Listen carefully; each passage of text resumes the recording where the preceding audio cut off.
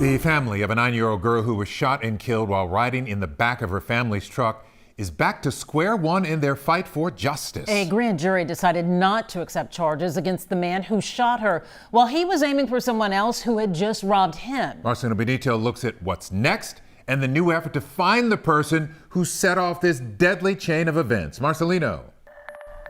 Len and Mia, the family is devastated tonight. They tell us they're more than disappointed with the grand jury's decision, but they're channeling that anger, turning the focus to finding the, quote, killer who set what happened that night into motion. And I don't agree with what happened today. Arlene Alvarez's mother believes the grand jury got it wrong when they no-billed Tony Earls, opting not to indict him in the fatal shooting of her daughter.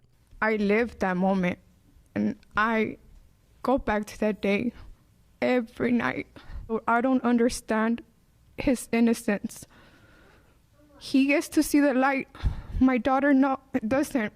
Investigators say back on February 14th, Earls and his wife pulled up to this Chase Bank ATM to deposit a check. Cameras capture the suspect stick a gun in their face before running off with their money. Earls says the robber shot at him as he fled, so he then pulled out his gun too and started shooting. One of those bullets hit Arlene. She was riding in the backseat of her family's truck on the way to dinner.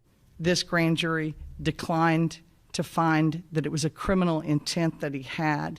DA Kim Ogg, along with Crime Stoppers and the help of Tillman Fertitta, hoping money will talk. We are announcing an up to a $30,000 reward. They want the suspect seen here hopping a fence as he fled that night identified and brought to justice. There's a robber out there who started this tragic chain of events. I know we can find this killer with your help. Someone knows who he is. The Alvarez family pleading for the public to come forward. Arlene was murdered, and we will never get her back. I want somebody held accountable because this family shouldn't continue to suffer like this. Tonight, Earl's attorney releasing a statement, in part writing, "We continue to grieve for the loss of such a beautiful soul. While that life weighs heavy on us, we are happy with the grand jury's finding in this case. We stand in support of the Alvarez family as justice continues to be sought for Arlene Alvarez. Mr. Earls is prepared to assist authorities however he can to bring the person responsible to justice." If police are able to ID a suspect, he will face felony murder charges and if convicted, could be sentenced to life in prison. If you know anything that can help police make an ID, call Crime Stoppers at 713-222-TIPS. And remember, a $30,000 reward is being offered.